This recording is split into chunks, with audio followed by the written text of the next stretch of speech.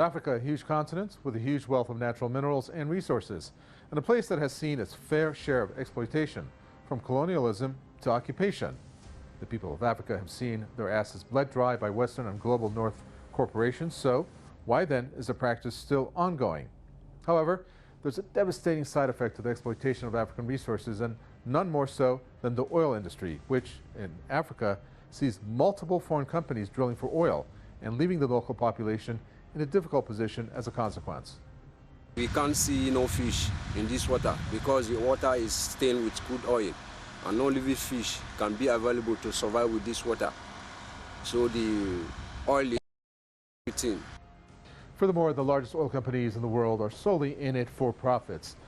And of course, with this comes a whole host of court cases that have been raised against the larger oil companies, many of which have seen the MNCs involved paying out compensation to victims, as well as being forced to clean up the mess, something that they rarely do, it seems.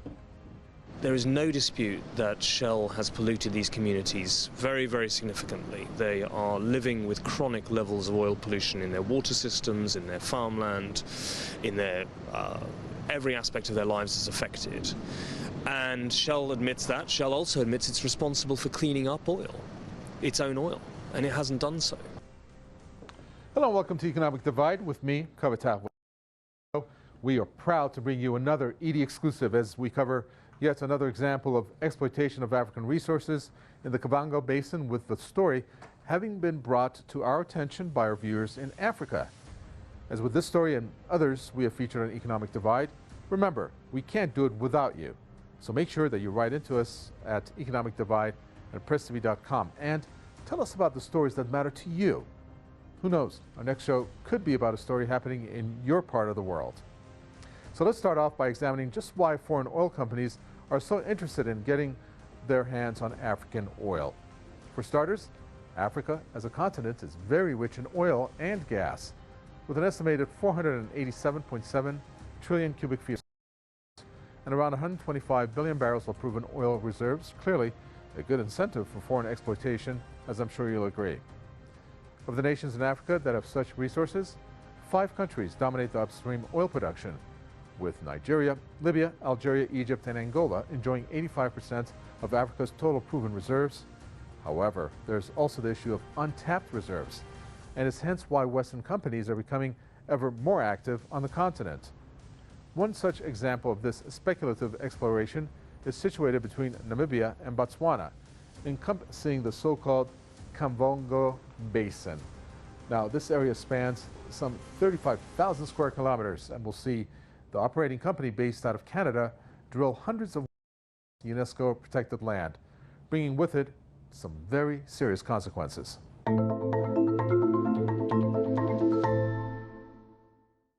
In this exclusive episode of Economic Divide, we were contacted by activists concerned about the ongoing project operated by Canadian company Recon Africa. Recon Africa described themselves as a junior oil and gas company engaged in the development and exploration of oil and gas in the northeast of Namibia and the northwest of Botswana, commonly known as the Kavango Basin.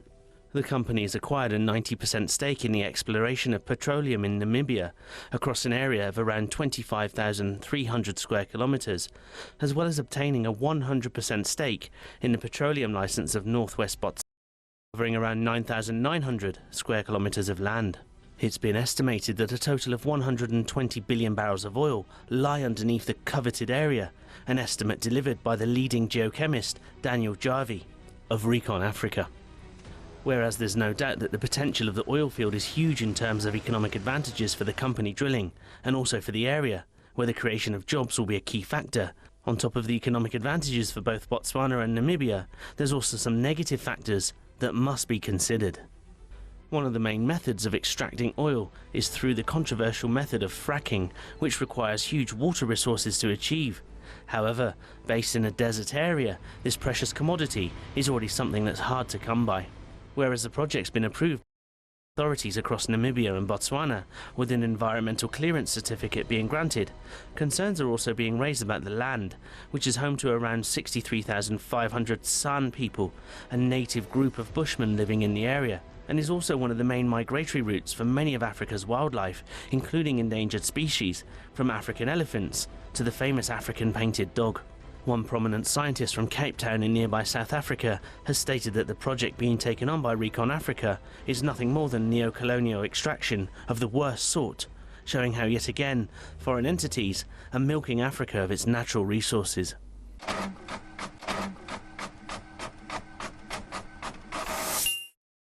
So, just what are some of the negative effects of oil in Africa? As we know, the impact on water supply is a huge issue, with fishermen already seeing a significant reduction in water quality, which in turn is having a direct effect on the marine life living around the African plateau. Between the years 1976 and 1997 alone, there were some 5,334 oil spills on the Niger Delta alone, equating to some 2.8 million barrels of oil. But add that onto modern-day spillages, as well as those before 1976, it is estimated that some 13 million barrels have been dumped into the Delta, bringing with it a devastating impact on the environment.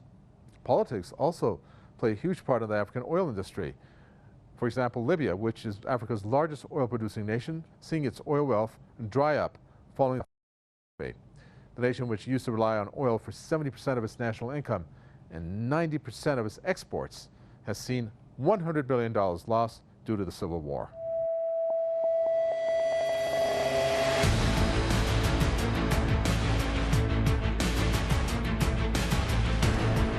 Until its demise following the overthrowing of dictator Muammar Gaddafi, Libya was the leading producer of oil and gas in Africa.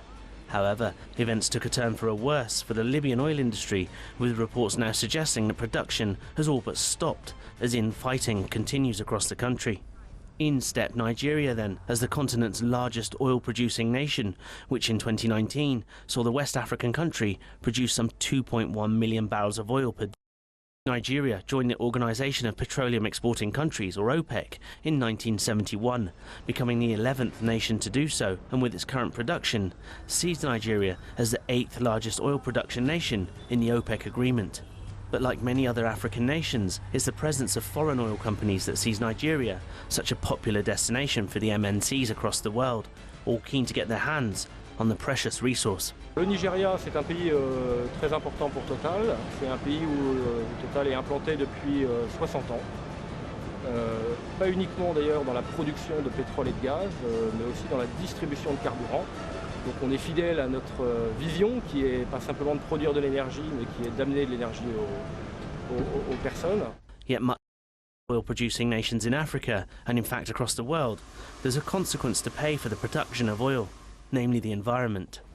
For many people in Nigeria, natural resources are a way of life, be it through the production of food on an agricultural basis or the fishing of the waters surrounding the nation, all are vital for the daily lives of many. Yet, oil production and drilling is taking its toll on those reliant on such resources. It has destroyed the whole environment. Commercial life in the creek might not be possible. Aquatic life is destroyed. Whereas many oil companies in Africa claim they're taking precautions when it comes to polluting the environment, the 13 million barrels of oil spilt on the Nigerian coastal waters alone is a legacy of just how bad the pollution and the environmental issue is.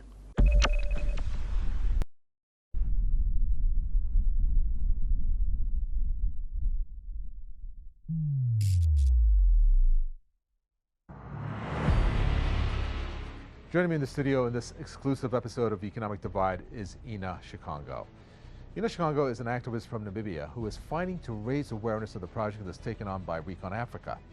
Ina, many thanks for being with us in today's episode of Economic Divide. Thanks for being on the show. Thank you for having me. Great. So first up, tell us about why you have taken a stance against Recon Africa. I mean, what are they doing to the land in Botswana and Namibia, and what are they looking for? Recon Africa is a Canadian-US company that wants to start oil explorations in the Kavango Basin. They want to start now in December in Namibia, and they are still waiting for the EIA, and then they'll move into Botswana. That's what they want to do. Well, naturally, from what you're saying, exploration. I'm sorry. Well, from what you're saying, the actions of Recon Africa are going to have obviously a devastating impact on the environment, I'm guessing, affecting the people, wildlife, and land of the region. What are some of the effects that we can expect to see from the work being performed by Recon Africa? My biggest concern is our people, especially our First Nation, because they are foragers and they are hunters. They heavily depend on the food that is in nature currently. And my biggest concern is when this water starts getting poisoned and killing everything, where are these people going to find the food source from? And our wildlife, yes, they are going to die. Where are they going to go? If they live off the food that is in the fields, if they survive from that water. And there are many migrations that happen at certain times of the year, when, especially when the rain starts, because the animals or the elephants, they know exactly that is where they will find water. Yeah, that's very unfortunate. Well, finally, what the government's doing about this issue, there's no doubt that in order for Recon Africa to start work, they would have needed government approval. So why do the governments approve this, and why? Our commissioner at the Ministry of Mines and Energy is the one who approved it. And we don't really know why, because this kind of activity has proven to be detrimental in the global north. Our water belongs to our people, our Namibian people, our people from the Kavango Basin, people in Botswana, and in Angola, not only Recon Africa. Why is it that foreign companies have got more rights over our minerals, over our precious resource? Our lives have value. They do matter. Mothers, we are families.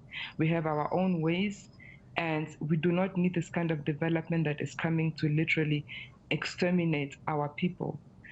Our lives matter. Black lives matter.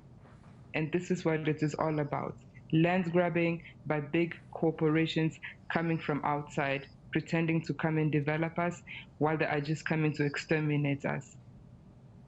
Okay, thank you so much for that. We appreciate you coming on the show. That's Ina Shikongo from Namibia. Again, great to have you. I hope that your work and passion delivers the results that you're looking for. Thank you very much for having me, and we hope we can stop this. Hopefully. We'll see what happens. At least we're trying here on Economic Divide. Okay, now if you'd like to find out campaign or would like to join the protest or simply just to show your support, check out the following page. It's entitled Frack Free in Namibia, or it's on Facebook, the details of which are on your screens right now. Don't forget, we're always happy to share your stories, just like Ina did, so do get in touch with us. We look forward to hearing from you. We're about to take a short break here on Economic Divide, but don't go anywhere, as we have plenty more coming up. We're going to take a look at the situation in Angola and ascertain how oil and gas companies there are operating. Also, take a look at the wider African continent and see how foreign oil companies are having an impact on the wider region. We're also going to be joined by Saima Karimpour from our Africa desk right here at Press TV. She's going to help us in terms of what she has chosen to reflect on some of the social media posts. So don't go anywhere. We'll be right back after this short message.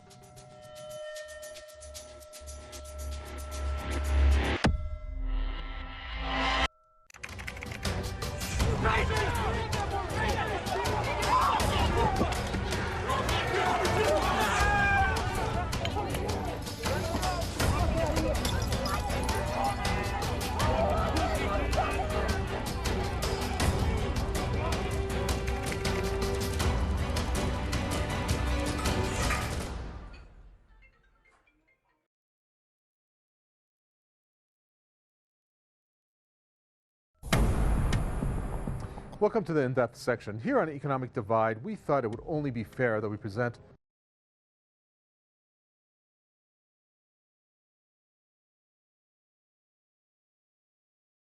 Africa has provided us where activities like drilling will take place, and this is the map here. As you can see, complete with a picture of the site, Angola on top, Botswana here to the right, and Namibia there. So it gives you an idea about the location. Here in the insert, you can also get a better idea of where this is taking place. Now let's move on to the next piece, where we have received from Claire Priest, the Environment, Social Governance and Corporate Communications Officer, the position she holds at Recon Africa, in which she responded to our calls. We highlighted the following points from her communication, as you can see over here. That's the letterhead, which was addressed to James Lee, the writer and also producer of Economic Divide.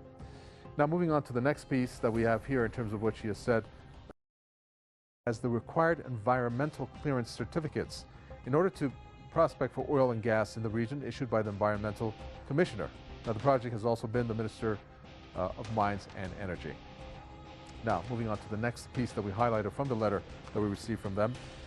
It stated that Recon Africa claims to be in full liaison with the Kavango East Regional Farmers Union, the Kerfu, as well as recognizing the importance of including no-go buffer zones such as water sources and UNESCO heritage site of the Sodilo Hills.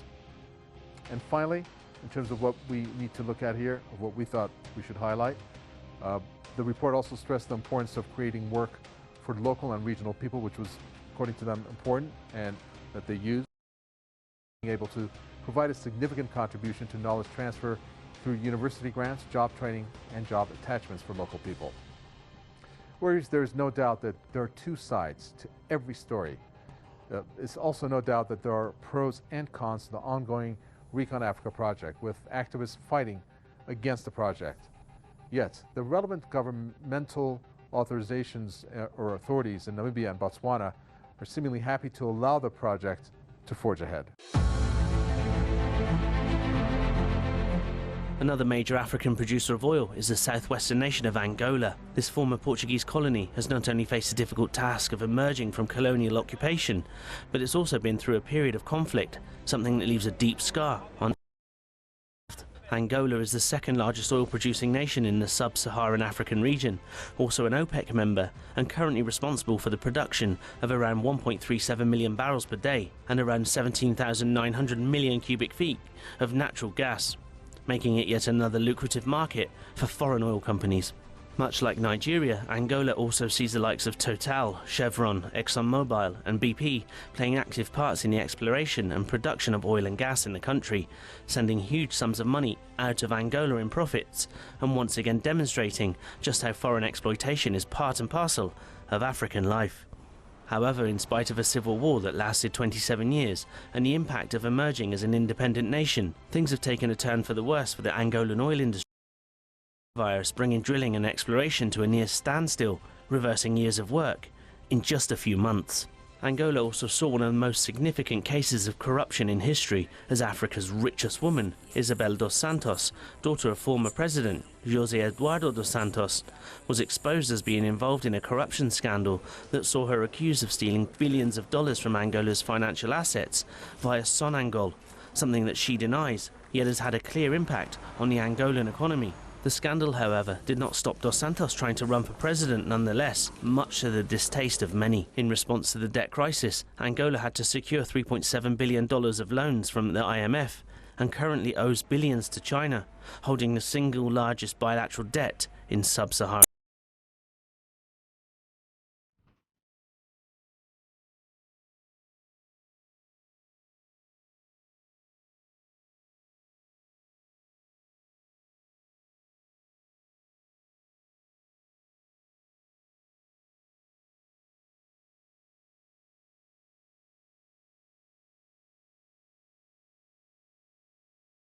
Joining me in the studio this week is Saima Karimpour. She is from our sister channel, Hausa TV. Saima, many thanks for being with us today. Tell us what you do at Hausa TV before we get going here. Thanks for having me, Kave. Well, at Hausa TV, I'm a social media manager and a website editor. So we basically take care of websites, social media, and everything. And give us a little bit of background on yourself, if you can. Well, I was born and raised in Burundi, Bujumbura. And I was in Rwanda, Kigali for further studies, university. Very well. Okay, let's bring up the first tweet that you chose for us. Yeah, sure. And explain this for us. So on our first tweet by Swiss Pargin, hope I got it right, the tweet denounces the consequences drilling will have on the Botswana's environment and most importantly, the wild animals. Because if drilling occurs, then if drilling occurs in the Okavango Delta River, there will be no more grassy plains, which usually flood seasonally. And obviously, if there's no more of them, the lush animal habitat will simply disappear. And more again, on the other hand, we shouldn't forget about the indigenous San people living there, sure, because more than anyone else, their lives will be affected by this project. Sure, and it's something that we've seen happen time and again in Africa. Okay, let's move on to the next tweet that you've chosen for us, which it seems like is in French, so you have to obviously explain this to us. Yes, so the next tweet, this tweet basically, it's about the British-Dutch multinational oil and gas company, Shell. So the company have been accused of being responsible of the oil spill on the Niger Delta. And here, the thing is that we're talking about facts. It's more about 5,334. That's a lot of oil spill. Yes, it's enormous. And this, the other thing is that this enormous number happened in a very short period, only from 1976 to 1997. So not only highlighting the devastating impact this had on the environment, but also what are the actual unmentioned facts from then to now. Okay, and your final tweet, I believe, picture speaks 1,000 words based on what you've chosen here. Yeah.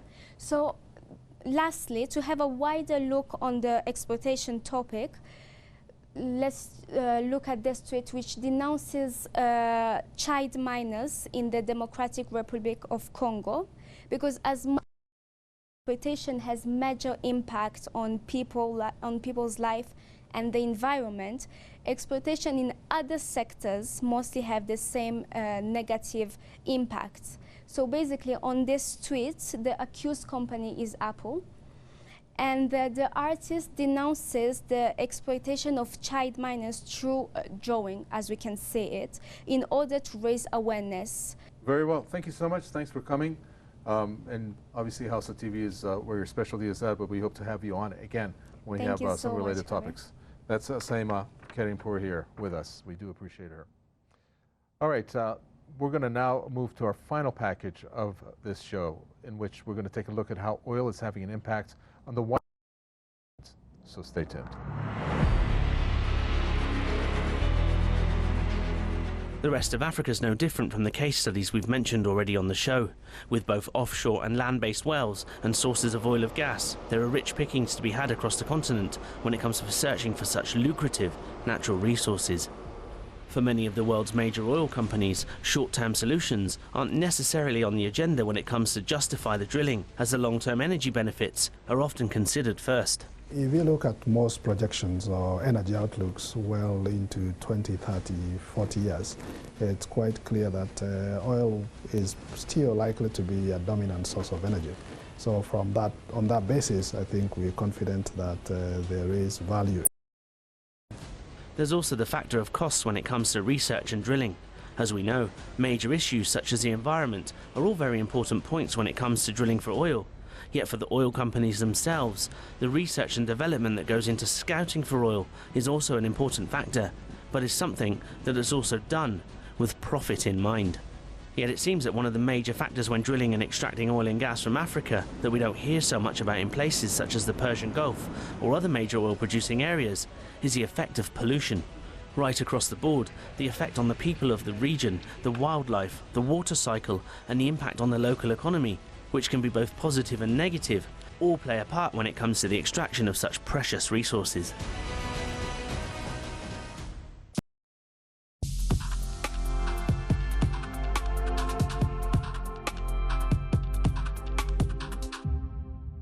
Known as the cradle of life, Africa is also the breadbasket of the world, and with its rich and diverse selection of commodities, has been the target for many Western nations and corporations. Yet, at what cost does this exploitation take place? With the displacement of people, the destruction of the environment, and the pollution of water, which is the most vital source of life, how then can foreign companies continue to get away with what is essentially environmental murder? With the likes of Recon Africa, the voices of opposition have shown us that there are ways of raising awareness and fighting the act. But in all reality, regional governments should be the ones taking a stance backed by individuals. Sadly, the other way around.